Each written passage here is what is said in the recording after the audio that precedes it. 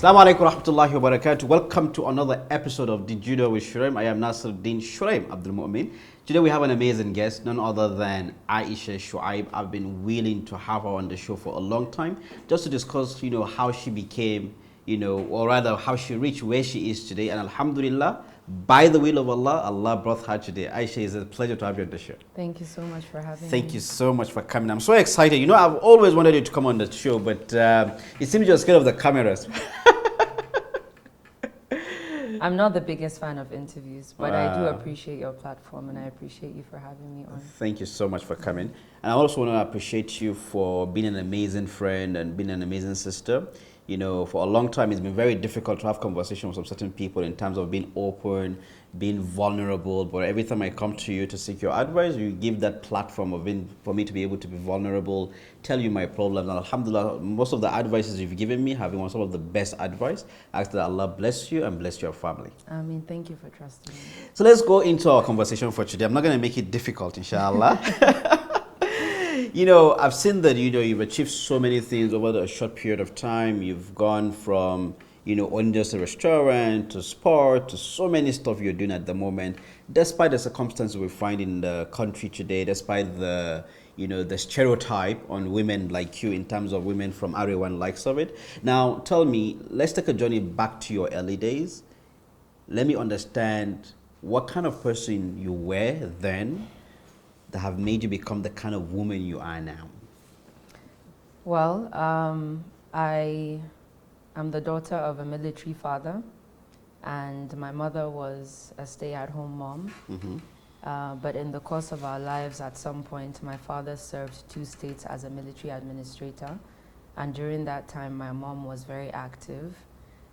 She served a lot of low-income communities, grassroots communities, and did a lot of outreach for women and children. So I grew up watching that. And at a very early age, I admired it because she was the first female leadership figure in my life. And I just wanted to do exactly the same thing. Even before I knew what impact was, I knew that was impact, because I saw the look on the faces of, the looks on the faces of the women and the children, and how far her efforts took her. So I just knew impact is for me, even though I didn't have any sort of direction as to what it meant career-wise. Amazing. So this was my upbringing. I have 9 siblings. Wow. So it was a very active All guys? household. 7 boys, 3 girls. Amazing. Yes. Amazing. I'm so happy that you talked about impact, because the last time I had an interview with someone, and he was talking about how success is for you and impact is for other people as well. So it's amazing how, she was able to impact you, to have impact on the society that you do live today. Jazakallah khair. Let me go to my first question for today. Your TEDx talk, I've seen that you've always emphasized on the idea of impact through passion, right? And I was a bit curious on, okay, fine, you're talking about impact and the likes of it, and you just spoke about impact as well. Tell me, basically, how was that process for you in becoming impactful in your community, in becoming the kind of woman you are today? Well, for me, I try to apply a lot of purpose to everything that I do. In my late teens, I wanted to do everything because I was interested in so many things. So at the time that I had started, I just knew that I wanted to learn. I wanted to grow my intellect. I wanted to network and grow my network and meet people doing great things and emulate them as well. So I won't say that I had a very clear pathway as to what it was that I wanted to do. I just knew that I wanted to be impactful and I wanted to enjoy the process as well. Over the course of the years, I have been lucky enough to grow in business, and I'm approaching 10 years of business now, and I have also worked in several sectors.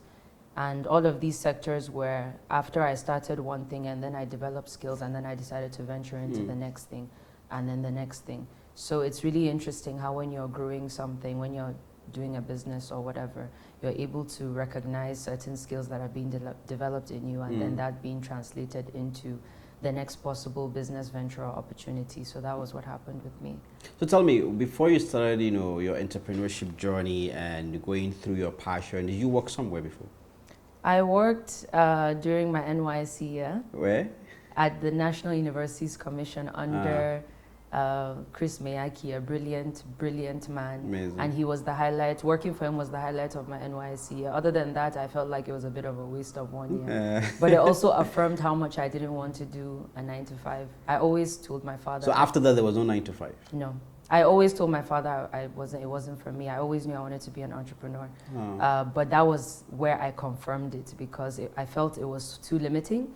But thankfully, the person that I worked for was visionary, was very progressive and exposed, and he was different from the other directors that were in the commission at the time. So he really challenged me. He gave me tasks that the coppers weren't getting, that other coppers weren't getting in other departments. And I think it made the 1 year a very beneficial one for me, because I came out of it wanting to really reach the potential of where he thought I could be. So that was a impactful time for me, for Amazing. Sure. When you told your dad that you were going to go into entrepreneurship, did you guys had an issue with that? Did he have an issue? Yes, 100%. Like every other Nigerian parent will have an issue. 100%. He thought I had too much energy. He thought I had too many friends. And I think he just thought that I didn't know what I wanted to do. But I've always known. I've always known what it is that I want without thinking too much. I think my only problem is that I'm more of a do. Yeah. I do first and then I figure it out later. So I just do. I throw myself into the deep end and I do. So many people watching this show, they want to do amazing stuff. They want to finish their NYSC and just go into doing entrepreneurship and everything. But finding that balance between themselves and their parent becomes an issue. What would you advise on that? With their parents? Yeah. Honestly, with entrepreneurship, the challenges goes way beyond how your parents feel about it. I would say the biggest worry for anybody that's starting it's two things. But the first thing is usually money. And I guess that's where the issue with the parents also comes. And the second thing is usually adversity. Growing something and starting newly in it is a very, very scary journey, especially when it's customer-centric. I brought something in case I needed it. So if you don't mind, I just want to quickly read something on this topic. How to deal with bitter criticism. Those who are ignorant have uttered curses at Allah, the creator of all that exists. So what treatment should we, who are full of faults, expect from people? You will always have to face criticism, which in its onslaught is like an interminable war. It shows no sign of ending. As long as you shine, give, produce, and have an effect upon others, then disapproval and condemnation will be your lot in life. Until you escape from people by finding a tunnel in the ground, or a ladder leading to the sky, they will not desist from censoring you, from finding fault in your character. For that reason, as long as you are from the denizens of the earth, expect to be hurt, to be insulted, and to be criticized. If you desire to be accepted by all and loved by all, you desire the unattainable. And this applies to family as well. Yeah, it is so deep. Simply because I've gone through my own fair share, or when I hear criticism from people in terms of them saying Shuraim did this, Shuraim did that, and sometimes I check and Shuraim didn't actually did that, right? And sometimes I hear things about me and I'm like shocked. How can someone sit there and formulate something like this, either from an opinion of what you did or what you didn't do? But when I had conversation with some of my mentors, they told me, they see Shuraim, what you need to do is focus. Focus and do what you have to do and please the one who made you and keep moving. These are distractions. And somebody gave an amazing analogy. He said that when you post a video, how many people watch the video? I said sometimes more than 1 million if you put everything together. And he said, how many TV channels are you on? I said more than 25 TV channels. And he said, how many people do you see criticizing you? I said 2 or 3. He said, then why are you worried? And that was really amazing. And from that day onward, if somebody criticizes me or says something, if it's constructive and they meet me privately to talk, I appreciate it, I accept it. If it's not constructive, if it doesn't make sense and they just come online and just keep bagging on me, I just, as best as possible, try to ignore and look at the bigger picture. So when you said this is really amazing. And what book is that? So this is Don't Be Sad by Dr. Aid Al-Qarni. It's my favorite book. It's the book I've read the most. It's like a guide that I reread every time, and it just helps me. Amazing. And it's a general guide for any human being, And I would just encourage people. So you will say that this book helped you when in your journey in entrepreneurship, when you felt feeling of isolation, doubt, and the likes of it. 100%. All right, tell me, during your entrepreneurship journey, what characteristics did you imbibe in yourself that made you become where you are today? Well, the first thing is conviction in myself and in Allah, trusting that even if I'm not making the right decisions, that I'm still being guided to what is right for me within that moment because it's been written for me. Right. And then, of course, just being an overall disciplined person. There were so many things that I had to amend about my day-to-day life. So if I wasn't a morning person, I had to develop the habit of starting my day a bit earlier so that I would have a fresh head. Yeah. I had to be disciplined with my lifestyle, with my relations with others, with certain habits that you just needed to have. You also have to just be a very confident person and understanding that wherever room that you enter, your confidence is the first thing that speaks for you. Nobody likes to engage with or work with somebody that doesn't trust themselves and their businesses. And that confidence is what makes you stand out from every other person, especially as a woman. Develop skills and just know what you're talking about and know what you're doing, because that is what will speak for you. I always say, when in doubt, stick to what you know. And many other things, of course, the guidance of people, speaking to people that are well more knowledgeable than you and having them kind of rewire your mindset because you are always growing and evolving. Knowing that no is in the end or failure is in the end, because I would have certain moments where maybe I would feel like this is the end of this particular journey because of how strongly I feel about how much it hasn't worked out, but it's a blessing in disguise most of the time. And now I think I've built a lot more tenacity over the years just because I haven't allowed little things or setbacks to get to me. So it's much easier said than done because you don't realize it while it's happening. It's usually towards the end that you wake up and you realize that, oh, these were some of the things that helped me out. So I should develop them and I should improve them. And these are some of the things that I've reduced over the years, so I should bring them back. And that's the current stage that I'm at. There's certain things that have definitely changed about my day-to-day that I would like to bring back. It's not easy as you get older and have to stick to the things that you were doing before. But it's all about balance. It's all about trying to just do your best, put your best foot forward. And there's really something that happens when you do your best, when you put your best foot forward. Things just tend to fall in favor for you because you're doing it honestly, justly, and you have a goal and a direction.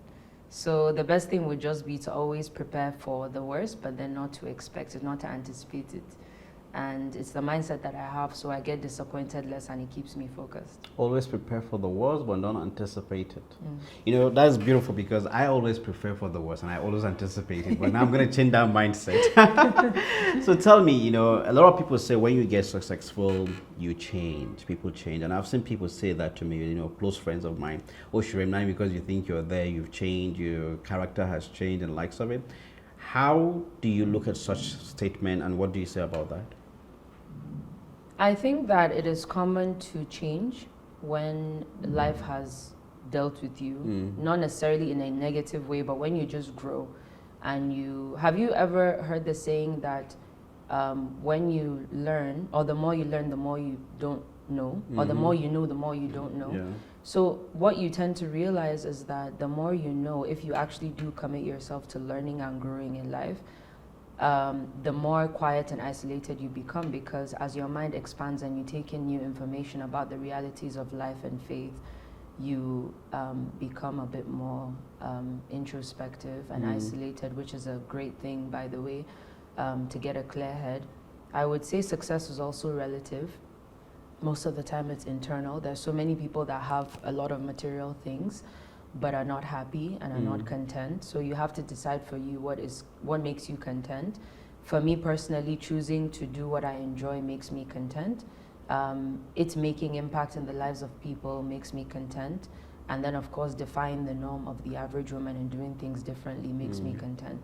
And it gives me the courage to pursue success, because that's what I've defined as success for me. So it shows up for different people as different things, and I think it's just important to identify first of all what success means to you, so that when you attain it, you're able to pause and reflect and be thankful. Gratitude is another big thing that we tend to miss out on when we feel like we are content and comfortable and happy with where we are in our lives and careers. You have to pause and be grateful. You have to be grateful through the good and the bad, because guess what? This too shall pass. The good things will pass, the bad things will pass.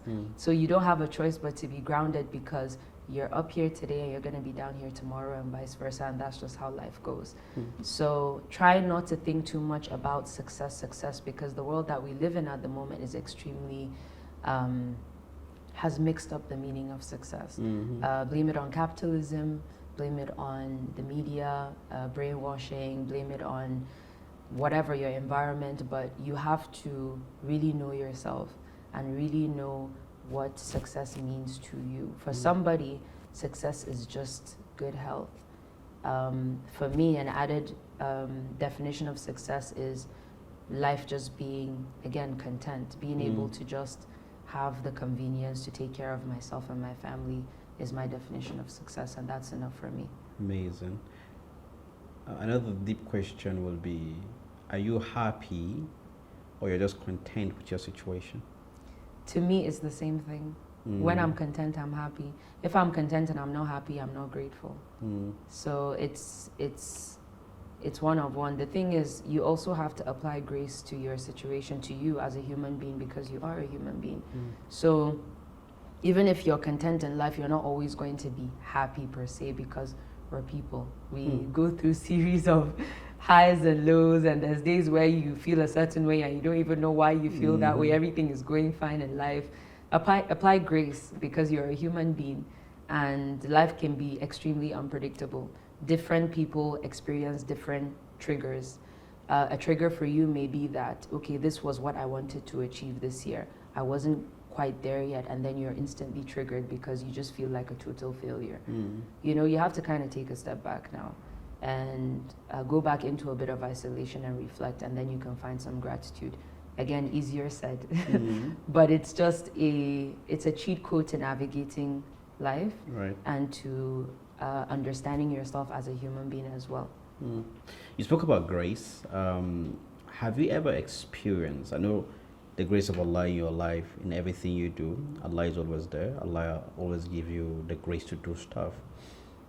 But has there been any moment that stand out the most for you? What did you learn from it, whereby you felt the grace of Allah like never ever before? It's a very specific moment. It's literally one moment that I can think of in the past 2 years. So I traveled for work, and before every trip I make dua, and I ask for Allah to put barakah in the trip, and I ask Him to open for me opportunities.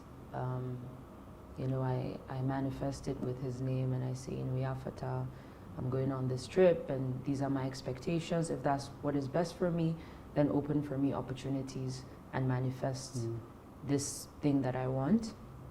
But on this particular trip, for maybe a year, because I love to travel, I love to experience culture and language, I made this dua consistently with Allah's name, Al-Khaliq, the Creator.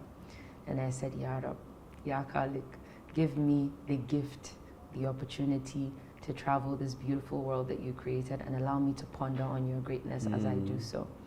And I was in this one particular country, and I was looking out to the ocean, and the sun was setting, and that to me is the most beautiful time of the day. And in that exact moment, it just occurred to me that I was in my prayer.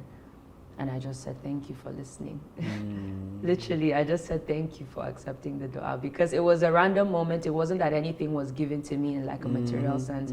It wasn't that a job opportunity came about. It was just that I was so in awe in that moment of the beauty of what I was looking at, that even camera didn't do it. You know how sometimes you take a picture and you're like, oh, pictures don't do this moment justice. Amazing. That was the moment for me. I have the picture on my phone, but I was just thinking that in this moment, this picture is not doing, like nothing can do this view justice. So I'm just going to take it in. And something in my head just whispered, you do know that this is exactly what you prayed for, right? And I just said, thank you.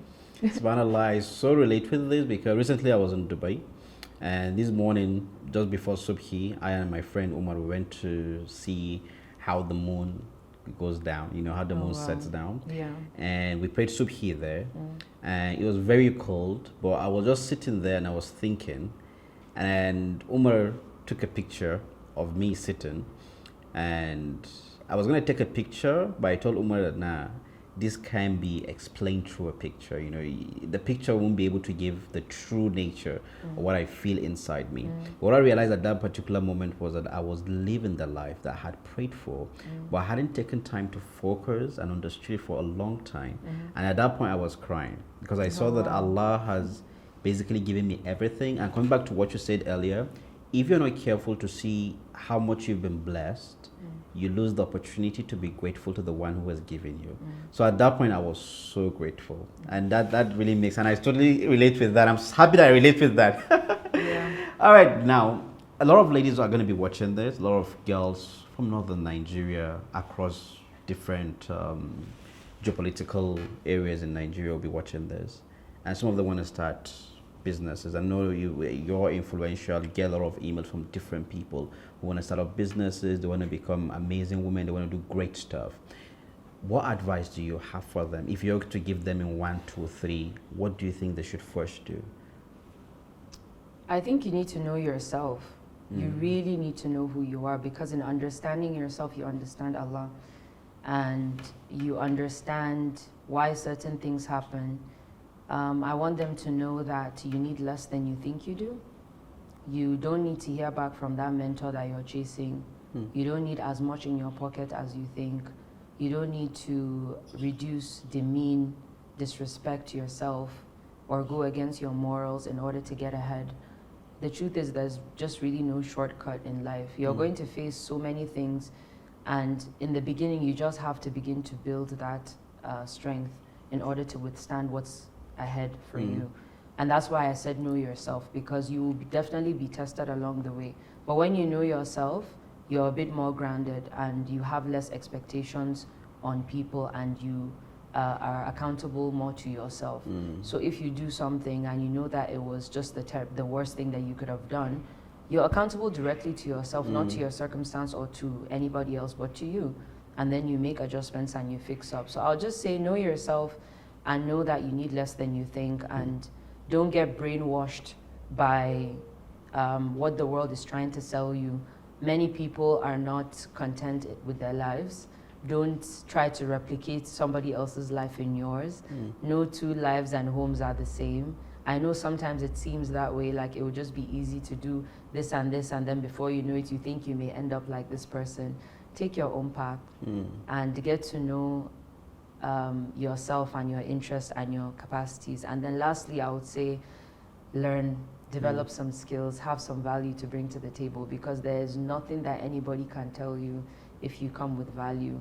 They will try everything that they can by virtue of you being a woman, but that value that you have to bring to the table, your brain, should be one of the first things that you serve and just shock everybody. Amazing. So put forth that intellect, put forth everything that you've learned, get some discipline, learn the power of no, and really nothing can stop you. Since I learned the power of no after you advised me the last time, it has worked very well. Right? See? We're just going to take a short break, Aisha, and we'll be right back, inshallah. All right, dear viewers, if you're watching this, I'm interviewing Aisha Shuaibu, and we've been having an amazing conversation on her journey and her challenges, and some of the things that she has said that were really amazing is about being impactful as best as possible. And if you want to become the best version of yourself, one of the things you need to do is to know yourself. We're going to take a short break, and we'll be right back, inshallah.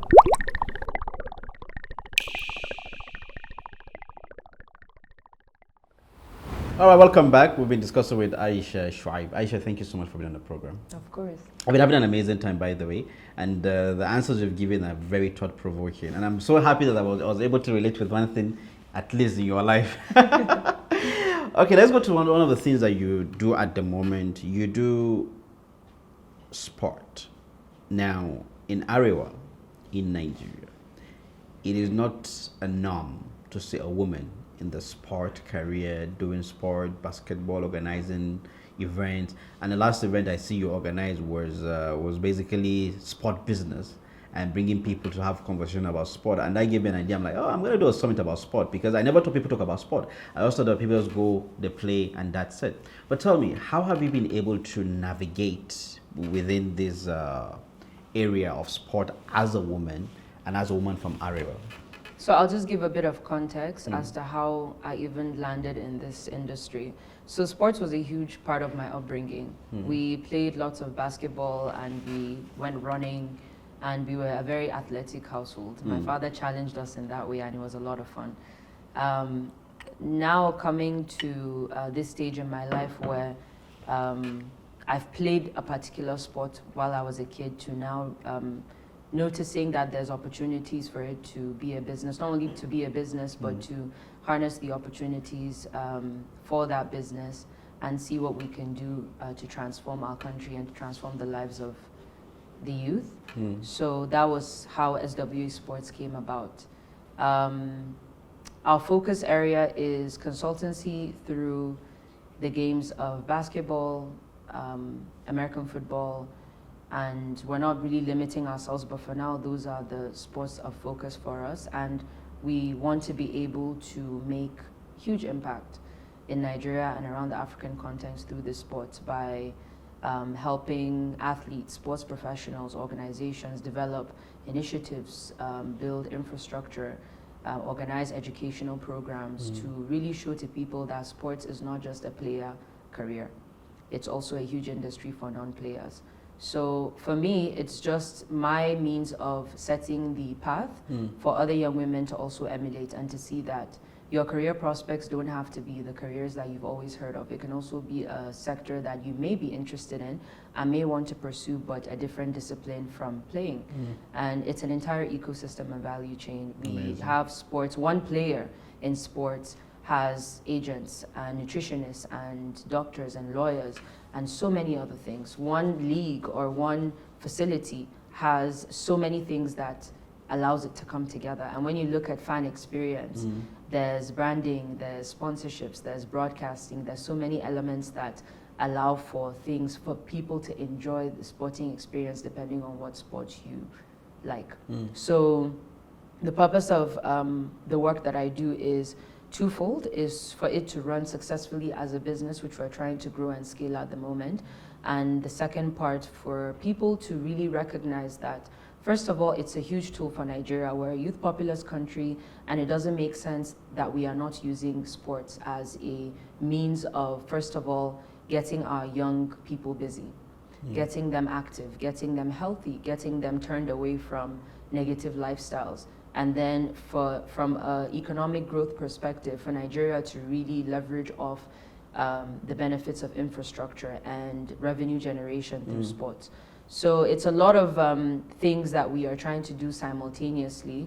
And the future is looking very busy, but also very bright, because sports in Africa in general is fast evolving, and many countries are really looking at the African continent and saying, okay, well, the talent is coming from here, particularly Nigeria. How can we now invest more in their ecosystem? How can we create more development so that the talent on home soil are actually having the opportunity to be developed on home soil? They don't always have to be exported to the Western world. But then also, how can the countries find patriotism and unity and togetherness through sports? How can we build better state-of-the-art facilities and create the foundation for a maintenance for these facilities, among other things? So I'm hoping that, over time we can hire more people and educate more people on the prospects in the industry. We are people that are very passionate, but we also come with capacity. We're 3 years old now, and we're working tirelessly, but we are self-funded, and it's very hard. Wow. So we need the capital, we need the partnerships, we need the support, we need the favorable policies, and I'm very happy about the agencies and the individuals that have been put in place in sports in Nigeria at the moment, because it's looking very promising. Yeah, and I see there's a new administration for the Sport Commission, I think. Yeah, so it's already been in existence, and they pretty much have the same powers as the Ministry of Sports did. Amazing. And I think it was quite brilliant for both not to coexist, because they were already the same, pretty much the same And now, if the commission is empowered the right way, I think a lot of fantastic things can be done. They're being headed by the best person for the job, Shehu Diko, who I have no doubt is the right guy to move sports in Nigeria forward. So we're going to see a lot of great impact in the coming years. So as a Muslim, a lot of women shy away from sport. A lot of women shy away from sport. How do you find that balance? You know what's beautiful is when I was growing up, I loved basketball so much. It felt like home for me because I just had so much energy. I was a tomboy. I loved to just hang out with the guys because hanging out with the guys meant I got to play basketball because my school at the time didn't have a female team, so I ended up playing with the boys team. That got me in trouble so many times. But anyway, it was just a sport that was, for me, it was just good for self-expression. People are different. And as a young person, you don't know why you're different. You don't know why you have more energy than others. You don't know why you're interested in one thing while others are interested in the other thing. So it just felt like a community that made me feel like myself, and I was able to express myself really well playing basketball. So I loved it, and I grew very close to it. Grew, very close to my heart, and now I watch it avidly, and of course I work in the sector. So I understand, that. Sorry, I lost my train of thought. Yeah. What I was actually trying to say was when I was growing up, there weren't too many models. Muslim women that were executives, administrators, players. We just didn't see it. So I didn't really see myself in anybody. So as much as I really wanted to play sports professionally, there was no model. There was even nothing to show our parents like, okay, she's doing it. She's Somali, she's Kenyan, she's Ethiopian.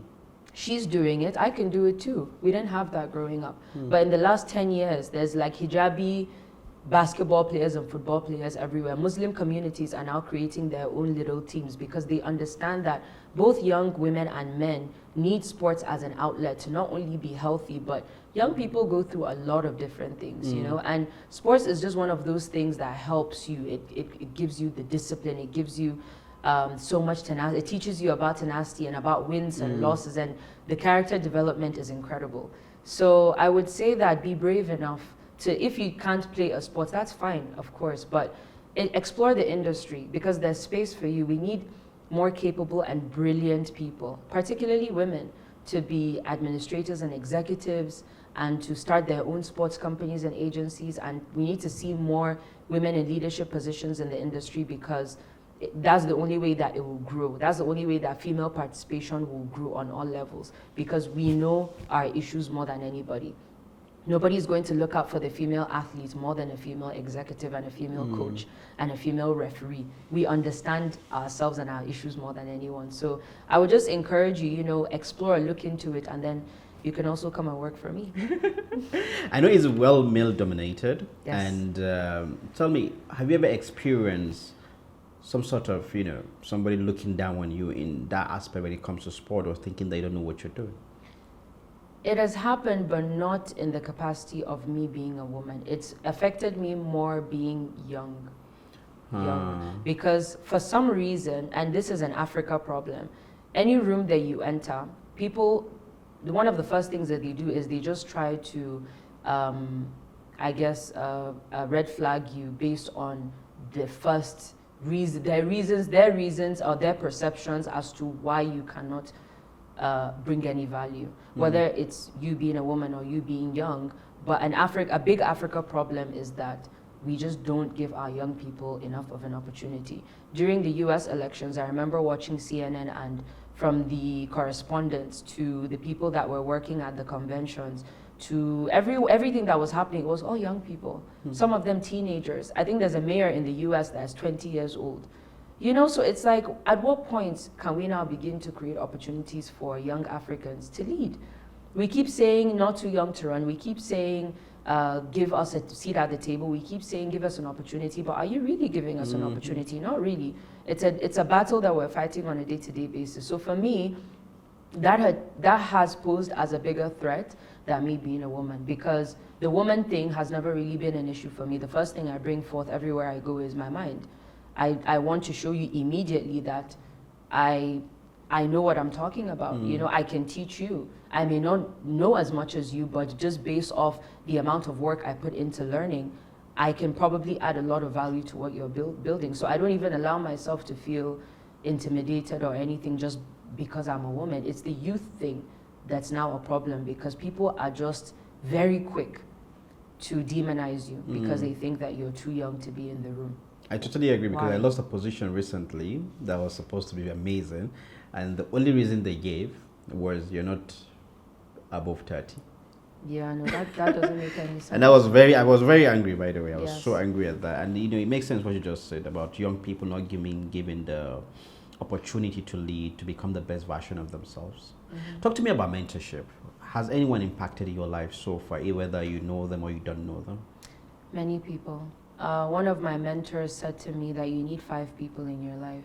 You need a cheerleader, you need a mentor, you need a coach, you need a peer, and you need a friend.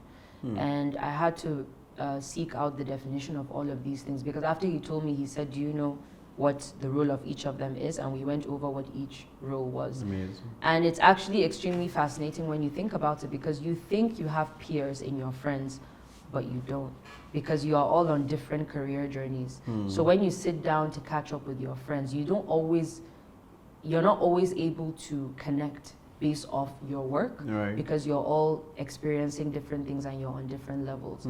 But when you engage with people that are your peers in work or in business, it's a completely different conversation. You leave feeling extremely, and I'm not saying friends can't inspire you, but it's different when it's your peer and you are at a similar stage in business. So I would just encourage that you surround yourself with those people.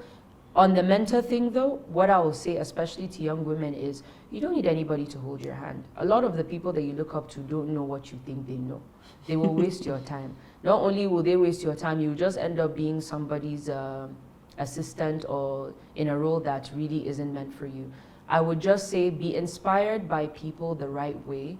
Don't be sold on glitz and glamour. Be sold on hard work and smart work, because that is what actually has helped your mentor, the person you look up to, get to the other end. Don't be confused or sold by the glitz, the lifestyle. Focus more on your personal goal and your personal journey. And if there's anything that a mentor can help you do, it's in just snapping you back to reality, snapping you back, telling you the truth. But you go very far in just starting. You just start, and then you have a mentor. But in the very beginning, you don't need a mentor to help you start. Nobody has that kind of time. Nobody will hold your hand through it. Even if they say they will, they won't, I assure you. Amazing. I like when you said even though they say they will, they wouldn't. And I've experienced that. And a lot of people think that if you're mentoring them, you have to take them somewhere within them so that they cannot go by themselves, and you have to help them to the end of it totally. But that's an amazing answer. That's the best answer I've got whenever I ask about mentorship. All right, now, we all know that we're going to go back to Allah. And we all know that someday we're going to either get sick and die, and some of us might not get sick, maybe some of us might sleep and might not wake up. When you think of the last day you're going to go back to Allah, what legacy do you want to be remembered for? I want to be remembered as somebody that made her life bigger than just her. I want my family to part ways with me, knowing that I did my best to take care of myself as well as them. And I didn't allow them to feel like I was doing them any favors. I want everybody to know that I did my best for you within my capacity without me making you feel small for it. That's one. Secondly, with my Lord, I want to be able to not only say I'm going to do something, but do it. We always say, when I have some money, I'm going to build this, I'm going to donate this, I'm going to do that. In my small capacity, I want to just start and I want to be consistent. The best deeds are the ones that are consistent, even if they're small. And I want to be known as somebody that used every advantage to do the most littlest thing, even if it was small, even if it was putting a smile on someone's face. People say that all the time, but you underestimate the people that need just like a little break, and you could be the reason for that. So I want to be remembered for being considering, being compassionate, being driven, and being the reason why many people succeeded in life. I want to create a pathway for many people to succeed, for many people to be able to eat, for families to be able to eat. I want to be the pathway for that. and I hope that I'm already on the way to achieving that. May Allah make it easy for you. Earlier, I talked about grace and how Allah has been graceful in your life. Talk to me about your spiritual journey. How difficult has that been?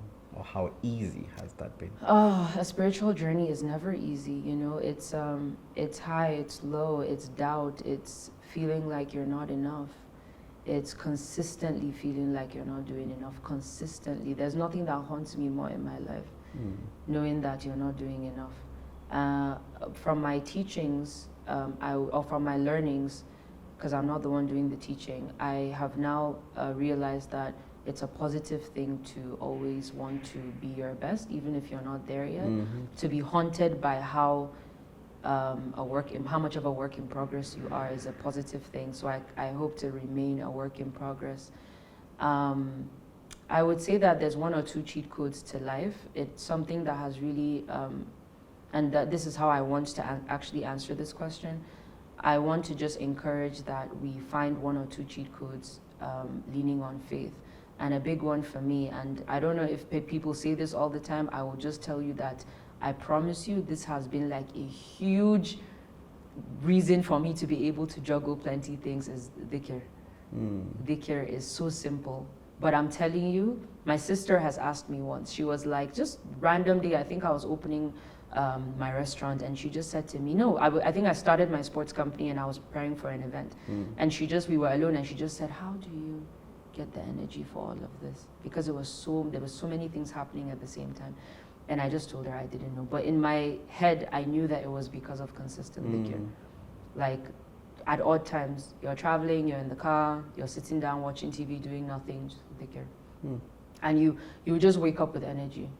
Amazing. You just wake up with like crazy energy, and that has really helped me. So I'll just say develop like a little cheat code that's just between you and your Lord, like something very simple, and then be consistent in it, and it will just drive you. It will drive you through adversity. It will drive you through the judgment of people.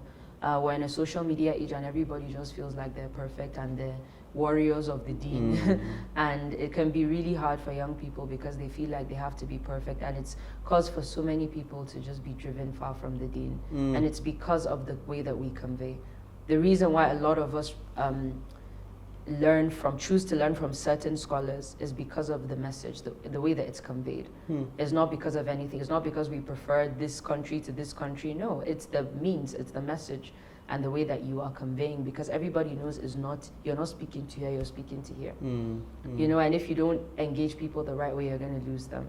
So I would say just, you have to really be patient with your journey. It's so personal. It's so personal. Don't do it for anybody. Don't do it for show. I went to Hajj this year, and for the first time in my life, I worshipped without shame.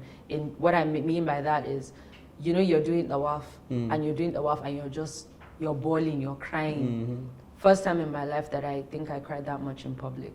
No shame, because me, as far as I was the only person there, as far as I was concerned. So it's extremely personal, and then when you're in the house of Allah, it's very overwhelming, and you just feel like, can't believe you chose me to be here. Okay, these are my complaints, these are my issues. Please grant me strength as I go back to this crazy world of mine.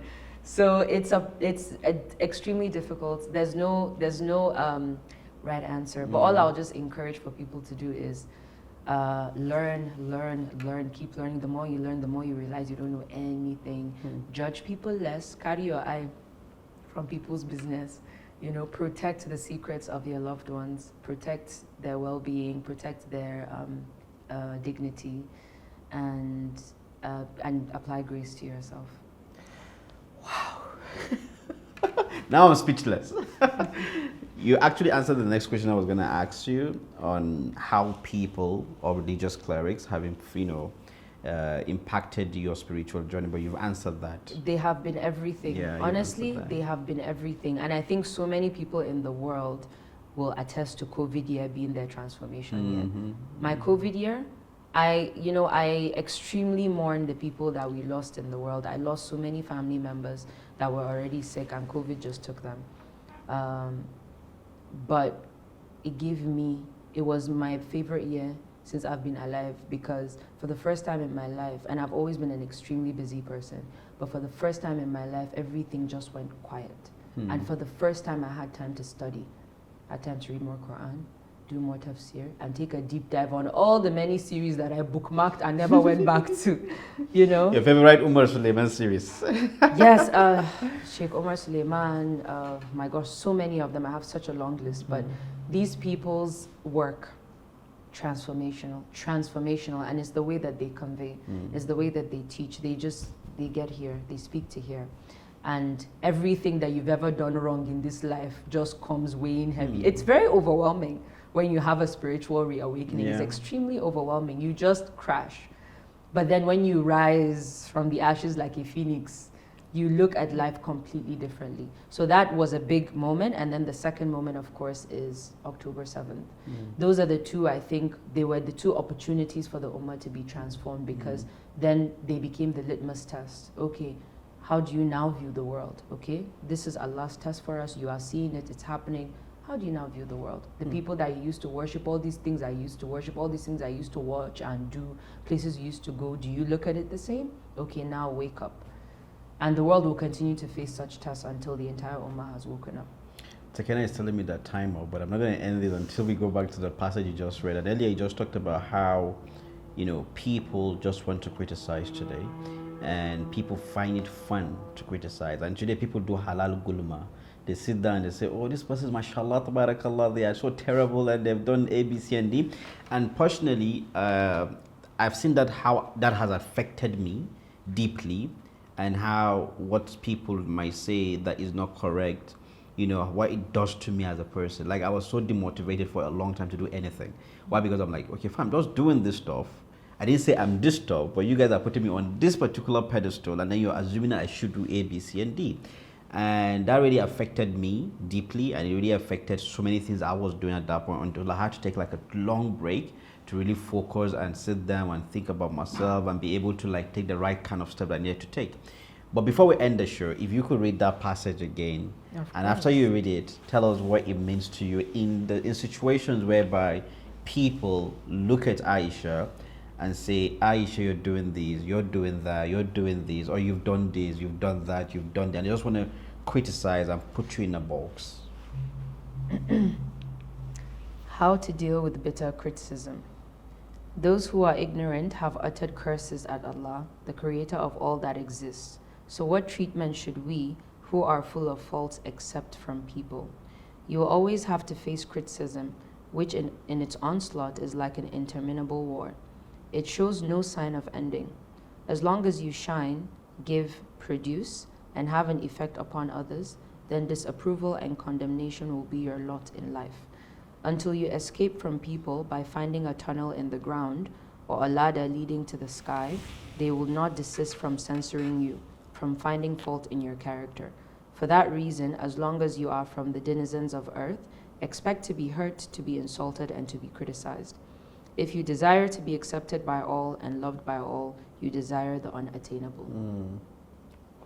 Thank you so much. Before I end the show, you've given me a lot of advice before we had this show in my personal life that has helped me become somewhat of a good person, inshallah.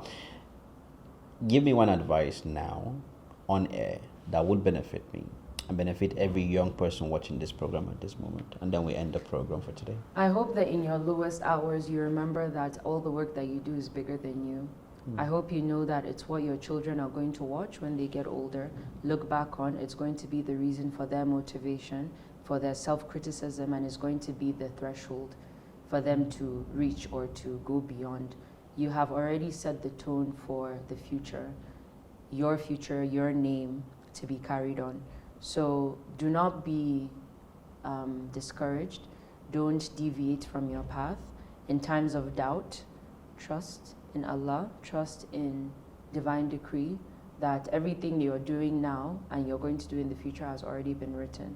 This too shall pass, in good and in bad. So when you experience negativity, it's not going to last long. Wow. Thank you so much, Aisha, and we hope to have you for season 2. You have to promise the camera. Inshallah. Thank you so much. This has been really amazing. I really enjoyed the conversation because, first of all, whenever I interview people, how impactful it is to me really matters a lot, because when it comes from the heart, it reaches the heart. And inshallah, I hope it reaches the heart of those who are watching. Thank you so much for coming on the show, and may Allah bless you for all you Ameen, Ya do. Rab. And Thank may you, my Allah brother. continue to support you in your spiritual journey, inshallah. Ameen, Ya Rab. Ameen, Ya Rab.